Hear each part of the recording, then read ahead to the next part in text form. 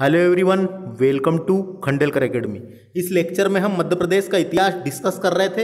ये पार्ट 3 होगा। इसके पहले हमने पार्ट 1 और पार्ट 2 डिस्कस कर दिए हैं। ये पार्ट 3 होगा। इसमें मध्य प्रदेश में महाजनपद काल, भारत के जो महाजनपद काल थे वो डिस्कस करेंगे। यह लेक्चर अगर आपको पसंद आता है तो हमारे चैनल पर बने रहने के लिए हमारे इस चैनल को सब्सक्राइब करना बिल्कुल ना भूलें। निश्चित ही आपको हमारे इस चैनल से मदद मिलेगी। यह लेक्चर मेरे द्वारा दिया जा रहा है। My name is Vikram Khandelkar. तो आइए शुरू करते हैं देरी न करते हुए। महाजनपद काल, देखिए पहला फैक्ट, महाजनपद काल की जानकारी 6वीं शताब्दी ईसा पूर्व में अग्नुत्तर निकाय तथा भगवती सूत्र, बौद्ध धर्म के अग्नुत्तर निकाय तथा भगवती सूत्र से 16 जनपदों का उल्लेख मिलता है। भारत में 16 महाजनपद की जानकारी मिलती है। किससे मिलती है? अग्नुत्तर निकाय और भगवती सूत्र से मिलती है। इनमें से छेदी और अवंती महाजनपद मध्य प्रदेश के अंग थे। यानी मध्य प्रदेश में 2 महाजनपद थे। एक था छेदी महाजनपद और एक अवंती जनपद। ये 2 थे। तो याद रखना, मध्य प्रदेश में 2 थे। जानकारी किससे मिलती है? पूछा जाता है। बौद्ध धर्म के अग्नुत्तर निकाय और भगवती सूत्र से भारत के 16 महाजनपद की जानकारी मिलती है। नेक्स्ट फैक्ट देखते हैं। चंड प्रबोध ने रक्षा हेतु आजाद शत्रु ने राजगृह का दुर्गीकरण करवाया था। चंड प्रबोध से रक्षा हेतु आजाद शत्रु ने राजगृह का दुर्गीकरण करवाया था। तो ये फैक्ट याद रखना है।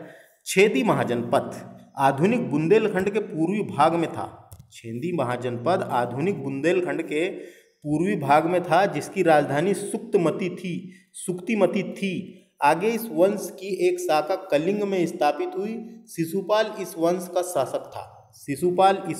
शासक था। तो देखिए, छेदी महाजनपद की राजधानी क्या थी? सुक्तिमती, याद रखना है। नेक्स्ट फैक्ट देखते हैं। अवंती महाजनपद जो था उसकी उत्तरी अवंती राजधानी थी जिसे उज्जैन कहा जाता था, उज्जैनी, तथा दक्षिणी अवंती की राजधानी माहिष्मती थी। समझ में आ गया होगा फैक्ट। अवंती महाजनपद की 2 राजधानी थी। उत्तरी अवंती जिसकी राजधानी उज्जैनी थी और दक्षिणी अवंती जिसकी राजधानी माहिष्मती थी। पाली ग्रंथों के अनुसार बौद्ध काल में अवंती की राजधानी उज्जैनी थी।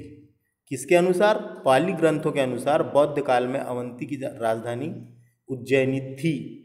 चंड प्रबोध बुद्ध काल में अवंती के शासक थे। ये इंपॉर्टेंट क्वेश्चन है, आ सकता है। बुद्ध काल में अवंती के शासक चंड प्रबोध थे। अवंती के 2 प्रसिद्ध नगर कुरघर तथा सुंदरनेपुर थे। तो 2 अवंती के थे, तो याद रखना है। शिशुनाग वंश के पतन के बाद नंद वंश का शासन मध्य प्रदेश में रहा। शिशुनाग वंश के पतन के बाद नंद वंश का शासन मध्य प्रदेश में रहा। शिशुनाग के समय उज्जैन नाग वंश की दूसरी राजधानी थी। तो इसको मैं भी आपको अच्छे से बताऊंगा। आगे देखिए, चंड प्रबोध के बाद अवंती पर विशाख दत्त, अजक और नंदीवर्मन का शासक था।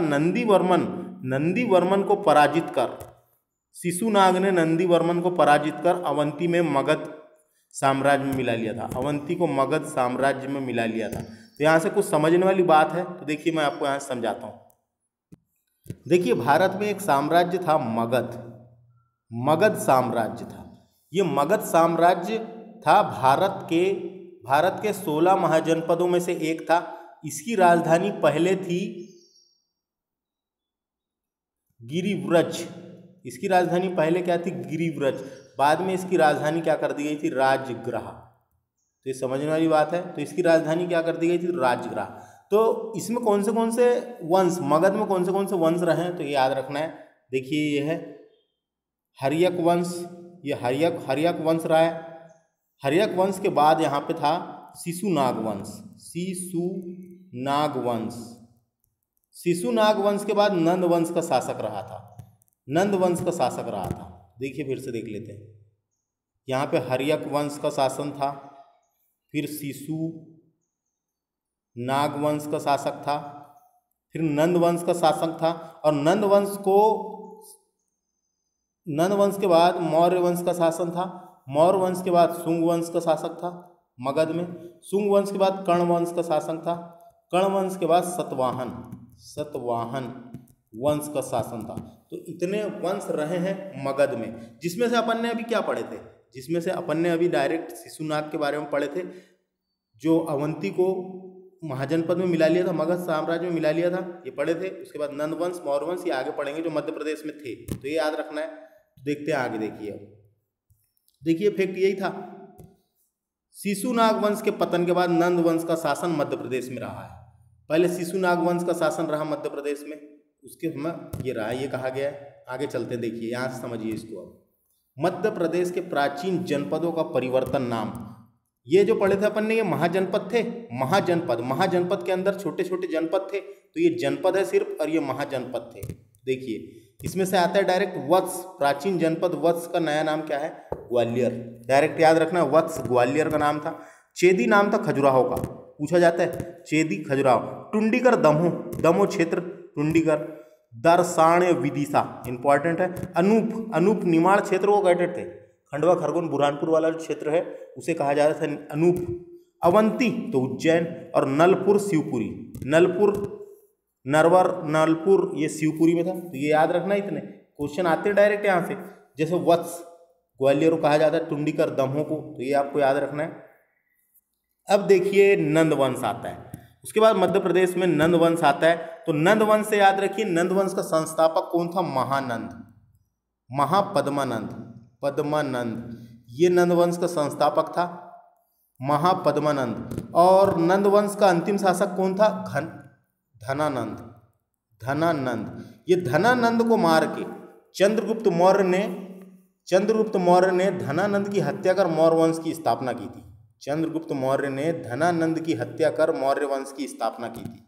तो देखिए नंद वंश के समय अवंती व चेदी जनपद इनके शासन अधीन थे। नंद वंश के अधीन थे अवंती और चेदी जनपद। उसके बाद चंद्रगुप्त मौर्य ने धनानंद की हत्या कर मौर्य वंश की स्थापना करी थी। तो देखिए यहाँ पे मौर्य वंश साथ में दिया हुआ है। तो मौर्य वंश के संस्थापक कौन थे? चंद्रगुप्त मौर्य, ये याद रखना है। चंद्रगुप्त मौर्य मौर्य वंश के संस्थापक थे। और चंद्रगुप्त मौर्य के जो लड़के हुए थे, जो पुत्र थे, वो थे बिंदुसार। तो देखिए बिंदुसार। उसके बाद राजा बनते बिंदुसार। मौर्य के समय उज्जैन का राज्यपाल अशोक था, और बिंदुसार का पुत्र था अशोक। तो बिंदुसार के समय उज्जैन का राज्यपाल अशोक को बनाया गया था, तो अशोक था। डायरेक्ट क्वेश्चन आता है ये। देखिए चंद्रगुप्त मौर्य, उसका लड़का बिंदुसार है, बिंदुसार का लड़का अशोक उज्जैन का राज्यपाल था, याद रखना है। अशोक ने अपना विवाह विदिशा नगर की सेठ की पुत्री देवी, इसे महादेवी या श्रीदेवी भी बोलते थे, तो देवी से हुआ था। तो अशोक का विवाह देवी से हुआ था। विदिशा के नगर सेठ की पुत्री थी वो, विदिशा के नगर सेठ की पुत्री थी श्रीदेवी या महादेवी, उसे ही कहा गया है देवी, तो याद रखना है। अशोक का विवाह था। इससे अशोक के दो बेटे हुए थे, एक का नाम था संघमित्रा और महेंद्र। संघमित्रा और महेंद्र, जिन्हें अशोक ने बौद्ध धर्म के प्रचार के लिए श्रीलंका भेजा था। इसकी पत्नी देवी से जन्मे थे ये दोनों, संघमित्रा और महेंद्र, जिन्हें अशोक ने बौद्ध धर्म के प्रचार के लिए श्रीलंका भेजा था। इंपॉर्टेंट क्वेश्चन आता है, अशोक ने संघमित्रा और महेंद्र को बौद्ध धर्म के प्रचार के लिए कहाँ भेजा था? श्रीलंका भेजा था। तो ये इंपॉर्टेंट फैक्ट है। अब मौर्यकालीन अभिलेख मिले हैं। तो मौर्य साम्राज्य बहुत ही बड़ा साम्राज्य था, राष्ट्रीय सम्राट कहलाता था अशोक। तो उससे जो भी इंपॉर्टेंट क्वेश्चन बनते हैं उसको देखते हैं यहाँ से, मध्य प्रदेश में क्या क्या क्वेश्चन बन सकते हैं। मौर्यकालीन अभिलेख में देखिए रूपनाथ अभिलेख, ये कटनी में डायरेक्ट पूछा जाता है। अशोक का अभिलेख है, कहाँ पर है? कटनी में। गुर्जरा अभिलेख, ये दतिया में है, इंपॉर्टेंट है ये। गुर्जरा अभिलेख दतिया में है। ये अभिलेख में अशोक का नाम अशोक मिलता है, डायरेक्ट पूछा जाता है। अशोक का नाम अशोक किस अभिलेख में मिलता है? गुर्जरा अभिलेख में। पनगुडरिया अभिलेख, पनगुररिया है, पनगुररिया अभिलेख, ये सीहोर में है, अशोक का अभिलेख है, सीहोर में है। सांची में भी एक अभिलेख है, सांची रायसेन में, अशोक के शिलालेख। इस बात का प्रमाण है कि मौर्य वंश का मध्य प्रदेश से घनिष्ठ संबंध था। तो याद रखना है, ये मौर्य वंश का मध्य प्रदेश से घनिष्ठ संबंध था। मध्य प्रदेश में मौर्यकालीन इतिहास 326 से 184 ईसा पूर्व का साक्ष्य रूपनाथ ग्राम की चट्टान पर उखरे गए अशोक के शिलालेख से प्रमाणित हुए हैं। तो वहां पे लिखा हुआ है, तो ये याद रखना है।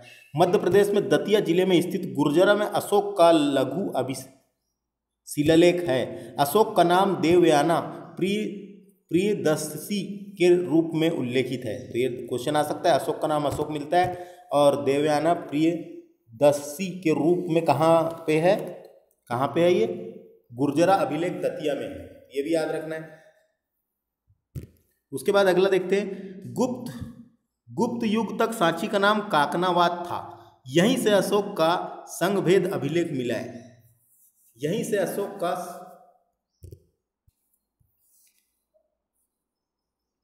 सांची का प्राचीन नाम काकनावाद था, यहीं से अशोक का संघभेद अभिलेख मिला है, जिसमें उसने संघभेद को रोकने के लिए राजा यज्ञ प्रचलित किया था। तो संघभेद क्या था? ये एक प्रकार का संघभेद था। संघ में जो भेद करेगा, जो भिक्षु संघ में फूट डालने का प्रयास करेगा, उन्हें संघ से बहिष्कृत किया जाएगा। ये था ये, जो भी संघ में भेद डालने की कोशिश करेगा, फूट डालने की कोशिश करेगा, उसे बाहर निकाल दिया जाएगा। इस प्रकार का था ये। तो आगे चलते हैं। विदिशा, सुनारी, सातधारा, भोजपुर व अंधेर में अशोक के स्तूपों का निर्माण करवाया था। अशोक ने स्तूपों का निर्माण करवाया था। देखिए सांची का महास्तूप, यहाँ से इंपॉर्टेंट है, थोड़ा ध्यान से देखिए। सांची का महास्तूप, राष्ट्रीय सम्राट अशोक ने 3री शताब्दी ईसा पूर्व में सांची के बौद्ध स्तूप का निर्माण करवाया था। 3री शताब्दी में, जो मूल्य रूप से ईंटों का बना हुआ है। सांची स्तूप कैसे बना है? ईंटों से बना हुआ है। इसमें महास्थिविर यानी बीचों बीच में महामोगलयान एवं सारीपुत्र की अस्थि अवशेष रखे गए हैं। तो इंपॉर्टेंट है क्वेश्चन, ये आता है। सांची के स्तूप में महामोगलयान और सारीपुत्र के अस्थि अवशेष रखे गए हैं। ये दोनों याद रखना है, सारीपुत्र के अस्थि अवशेष रखे गए हैं। 1818 में सर्वप्रथम जनरल टेलर ने सांची के स्तूप की खोज की थी। तो ये भी इंपॉर्टेंट है, सांची के स्तूप की खोज जनरल टेलर ने 1818 में की थी। सर्वप्रथम 1912-1920 ईस्वी के बीच सर जॉन मार्शल ने सांची स्तूप का पुनरुद्धार करवाया था। तो जॉन मार्शल ने पुनरुद्धार करवाया था, और खोज किसने की थी? जनरल टेलर ने। दोनों याद रखना है। सांची का स्तूप कहाँ पर है? रायसेन में है। सांची का स्तूप रायसेन में है। और 200 की जो नोट है, 200 की नोट के पीछे छपी हुई है सांची स्तूप की फोटो, ये भी याद रखना है। और सांची स्तूप को 1989 में विश्व धरोहर यानी यूनेस्को में शामिल किया गया था। कब किया गया था? 1989 में। तो सांची का स्तूप से इतना ही याद रखना है। अशोक ने कब बनवाया था? अशोक ने बनवाया था कहाँ पर? रायसेन में आता है। सांची जगह का नाम है, रायसेन में आता है। आगे चलते हैं। सात धारा स्तूप, ये सात धारा स्तूप ये सांची में है, रायसेन में ही है, सांची के पास सात धारा स्तूप। कानिधम ने 1853 के आसपास इस स्थान की खोज की थी। यहाँ अभी तक 40 स्तूप और 17 विहार प्राप्त हुए हैं। तो सात धारा स्तूप भी अशोक का है। क्रमशः 3 से कानिधाम को हरिति पुत्र अस्थि अवशेष भी मिले हैं। तो हरिति पुत्र के अस्थि अवशेष कहाँ मिले हैं? सात धारा स्तूप में, याद रखना है। ये भोजपुर स्तूप, भोजपुर आता है, ये भोजपुर आता है रायसेन में।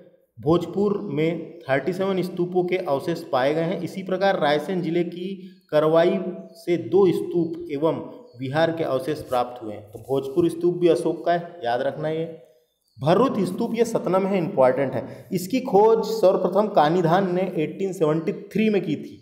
4 तोरण द्वारों वाले इस स्तूप में पत्थरों से निर्मित शुंग काल में किया गया था। तो इसका निर्माण शुंग काल में किया गया था। ये देखिए, इसका निर्माण शुंग काल में किया गया था। तो ये याद रखना है, शुंग काल में किया गया था, पुष्पमित्र शुंग ने किया था। तुमैन स्तूप जिला अशोकनगर में है। विदिशा तथा मथुरा को जोड़ने वाले व्यापारिक मार्ग पर स्थित है।